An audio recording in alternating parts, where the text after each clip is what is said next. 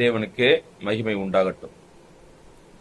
ஆண்டவராய இயேசு கிறிஸ்துவின் நாமத்தினால் உங்கள் யாவருக்கும் என் அன்பின் வாழ்த்துக்கள்.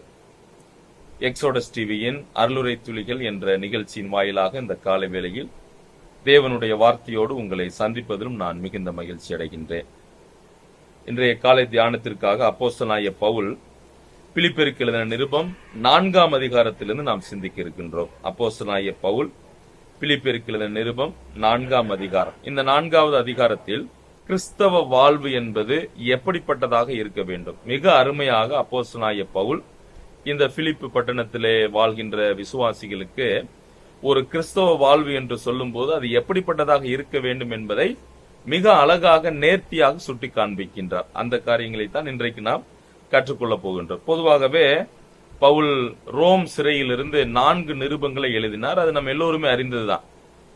எபேசியர், கொலோசியர், பிலிப்பியர், அப்புறம் பிலமோன். இந்த 4 நிருபங்கள் பவுல் ரோம் சிறையிலிருந்து அவர் எழுதினார். சரி, இந்த ஒவ்வொரு நிருபத்திலேயுமே பவுல் எழுதும் போது ஒரு குறிப்பிட்ட உபதேசத்தை கற்றுக் கொடுக்கும்படியாக எழுதுகிறதை நாம் பார்க்க முடியும். உதாரணமாக அவர் எபேசியருக்கு எழுதின நிருபம் எழுதப்படும் போது சபையானது கிறிஸ்துவின் சரீரமாக இருக்கிறது என்கின்ற சத்தியத்தை அவர் சுட்டிக்காண்பிக்க விரும்புகிறார்.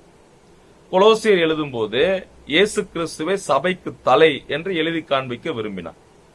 பிலமோனில் அவருடைய மன்னிப்பு மிக பெரியது என்பதை எழுதி காண்பிக்க விரும்பினார். அதுபோல இந்த நிருபத்தில் இயேசு கிறிஸ்து அவர் உண்மையான தேவனும் இரட்சகருமாக இருக்கிறார் என்பதை அவரது சிந்தையைப் போல நீங்களும் நானும் வாழ வேண்டும் என்று சொல்லி இந்த நிருபத்தை அந்த மக்களுக்கு எழுதுகிறதை நாம் பார்க்கிறோம். சரி, அப்போஸ்தலனாகிய பவுல் ஒவ்வொரு நிருபங்களுக்கு பின்பதாக பல காரணங்கள், பல நோக்கங்கள் உண்டு. இருப்பினும் இந்த 4ஆம் அதிகாரத்தில் ஒரு கிறிஸ்தவ வாழ்வு என்பது எப்படிப்பட்டதாக இருக்க வேண்டும் என்பதை குறித்து சொல்லுகிறார். 4வது அதிகாரத்திற்கு எல்லோரும் வரலாம். நாம் இதற்கு முன்பே இந்த புத்தகத்திலிருந்து நாம் சிந்தித்திருக்கிறோம். பொதுவாக இந்த புத்தகம் சிந்தை என்ற தலைப்பின் அடிப்படையில் பேசப்படுகிறது. கிறிஸ்து என்ற அந்த கருப்பொருள் அடிப்படையில் பேசப்படுகிறது.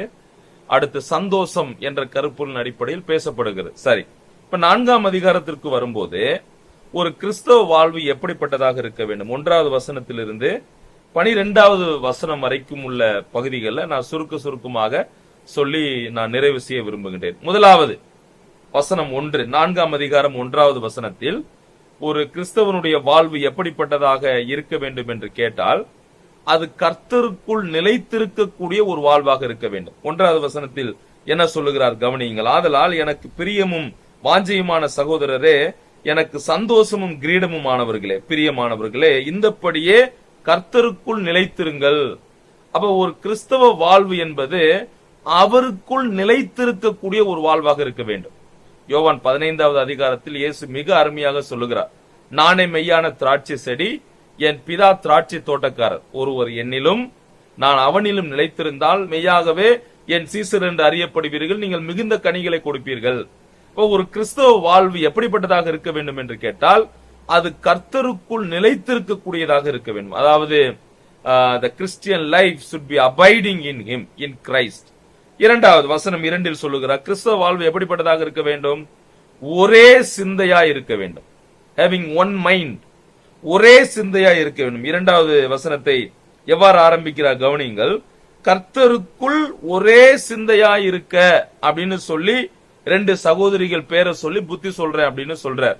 அப்ப கிறிஸ்தவ வாழ்வு என்பது கர்த்தருக்குள்ளாக ஒரே சிந்தையாக இருப்பது. அதாவது we should have the mind of unity, ஒன்றாக வரணும், ஒன்றாக சிந்திக்கக்கூடிய ஒரு சிந்தை நமக்கு தேவை. 3வது கிறிஸ்தவ வாழ்வு எப்படிப்பட்டதாக இருக்க வேண்டும், வசனம் 4இல் சொல்லுகிறார், கர்த்தருக்குள் எப்பொழுதும் சந்தோஷமாக இருக்கக்கூடிய வாழ்வாக இருக்க வேண்டும்.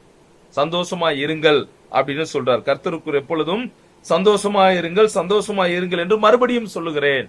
அப்ப கிறிஸ்தவ வாழ்வு என்பது எப்போதும் கிறிஸ்துவுக்குள்ளாக கர்த்தருக்குள்ளான ஒரு சந்தோஷமாக இருக்கக்கூடிய வாழ்வாக இருக்க வேண்டும். 4வது வசனம் 5இல் சொல்லுகிறார், கிறிஸ்தவ வாழ்வானது சாந்த குணத்தை வெளிப்படுத்தி வாழக்கூடிய வாழ்வாக இருக்க வேண்டும். 5வது வசனம் என்ன சொல்லுகிறார் கவனியுங்கள், உங்கள் சாந்த குணம் எல்லா மனுஷருக்கும் தெரிந்திருப்பதாக. அப்ப கிறிஸ்தவ வாழ்வு என்று சொல்லும் போது நமது வாழ்வு, கிறிஸ்தவ வாழ்வு எப்படிப்பட்டதாக இருக்க வேண்டும்? அது சாந்த குணம் உள்ளதா இருக்க வேண்டும். மற்றவர்களுக்கு அந்த சாந்தத்தை, அந்த ஜென்டில்னஸ் நம்ம மற்றவர்களுக்கு காண்பிக்க வேண்டும். வசனம் 6வது வசனம், கிறிஸ்தவ வாழ்வு எப்படிப்பட்டதாக இருக்க வேண்டும்?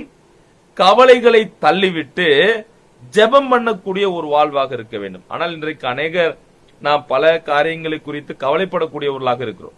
ஒருவேளை அடுத்த நாள், அடுத்த மாதம், அடுத்த வருடம் என்ன நடக்குமோ, என்னுடைய வாழ்வில் என்னவெல்லாம் நடைபெறுமோ, நான் எப்படி படிக்க போகிறேன், என்னுடைய பிள்ளைகள் எப்படி இருப்பார்கள், என்னுடைய எதிர்காலம் எப்படி இருக்கும். சோ இது போன்றதான பல எதிர்பார்ப்புகள், பல கவலைகள் நமக்கு வரத்தான் செய்கின்றன. ஆனால் பவுல் சொல்லுகிறார், ஒரு கிறிஸ்தவ வாழ்வு என்பது அது கவலைகளை தள்ளிவிட்டு ஜெபம் பண்ணக்கூடியதாக இருக்க வேண்டும். வசனம் 6 கவனியுங்கள். நீங்கள் ஒன்றுக்கும் கவலைப்படாமல் எல்லாவற்றையும் குறித்து உங்கள் விண்ணப்பங்களை ஸ்தோத்திரத்தோட கூடிய ஜெபத்தினாலும் வேண்டுதலினாலும் தேவனுக்கு தெரியப்படுத்த வேண்டும். இப்ப கவலைகளை தள்ளிவிட்டு ஜெபம் பண்ணக்கூடிய ஒரு வாழ்வு. 6வதாக கிறிஸ்தவ வாழ்வு எப்படிப்பட்டதாக இருக்க வேண்டும்? வசனம் 8 சொல்லுகிறார், சிந்தனைகளை நாம் வடிகட்டி வாழ வேண்டும். அதாவது the right thinking, சரியான முறையில் சிந்திக்க வேண்டும். இதை பற்றி தான் நாம் கடந்த அருளுரை தூளிகளிலே நாம் சிந்தித்தோம். வேண்டுமானால் நீங்கள் அதையும் கூட நீங்க ரெஃபர் பண்ணி பார்க்கலாம். அப்ப 4ஆம் அதிகாரம் 8வது வசனத்தில் சரியான முறையில் நாம் சிந்திக்க வேண்டும் என்று சொல்லுகிறார். 9வது வசனத்தில் 7வது விஷயமாக நாம் கற்றுக்கொண்டதை பின்பற்றக்கூடிய ஒரு வாழ்வாக இருக்க வேண்டும். அதுதான் கிறிஸ்தவ வாழ்வு. இன்றைக்கு நீங்களும் நானும் கிறிஸ்துவாகிய நம் எஜமானிடமிருந்து காரியங்களை கற்றுக்கொள்ளுகிறோம். நாம் அவருடைய சீசர்கள், அவர் நம் எஜமான். அவரிடம் நாம் என்ன கற்றுக்கொண்டோமோ அதை நாம் பின்பற்ற வேண்டும். அடுத்து வசனம் 11வது வசனம், கிறிஸ்தவ வாழ்வு எப்படிப்பட்டதாக இருக்க வேண்டும்? 8வது காரியமாக நாம் எந்த நிலைமையில் இருந்தாலும் ஒரு திருப்தியுள்ள ஒரு வாழ்வாக வாழணும், அல்லது மன ரம்மியமாக இருக்க கற்றுக்கொள்ள வேண்டும். அதாவது அந்த வசனத்தை வாசிக்கிறேன். 11வது வசனம், என் குறைச்சலினால் நான் இப்படி சொல்லுகிறதில்லை, ஏனெனில் நான் எந்த நிலைமையில் இருந்தாலும் மன ரம்மியமாய் இருக்க கற்றுக்கொண்டு I have learned to be content with what I have. அப்ப மன ரம்மியமான வாழ்வு ஆண்டவர் நமக்கு உதவி செய்யட்டும். இந்த பகுதியில் 4ஆம் அதிகாரத்தில் நாம் சிந்தித்த காரியங்கள் 8 காரியங்களை நாம் சிந்தித்தோம். கிறிஸ்தவ வாழ்வு என்பது அது கர்த்தருக்குள் நிலைத்திருக்கக்கூடிய வாழ்வு, கர்த்தருக்குள் ஒரே சிந்தையாய் இருக்கக்கூடிய வாழ்வு, கர்த்தருக்குள் எப்பொழுதும் சந்தோஷமாக இருக்கக்கூடிய வாழ்வு, சாந்த குணம் உள்ளவர்களாய் இருக்கக்கூடிய ஒரு வாழ்வு, கவலைகளை தள்ளிவிட்டு ஜெபம் பண்ணக்கூடிய ஒரு வாழ்வு, சிந்தனைகளை சரியான முறையில் சிந்தித்து வாழக்கூடிய ஒரு வாழ்வு, கற்றுக்கொண்டதை பின்பற்றக்கூடிய ஒரு வாழ்வு. அடுத்ததாக நாம் சிந்தித்தோம், மன ரம்மியமாக இருக்க கற்றுக்கொள்ளக்கூடிய அந்த காரியம். சோ இவைகள் தான் ஒரு கிறிஸ்தவ வாழ்வுக்கு தேவையான முக்கியமான அடிப்படையான காரியங்களாக இருக்குது. சோ நமது கிறிஸ்தவ வாழ்வு இப்படியாக இருக்கட்டும். தேவநாமம் மகிமைப்படட்டும். ஆமென்.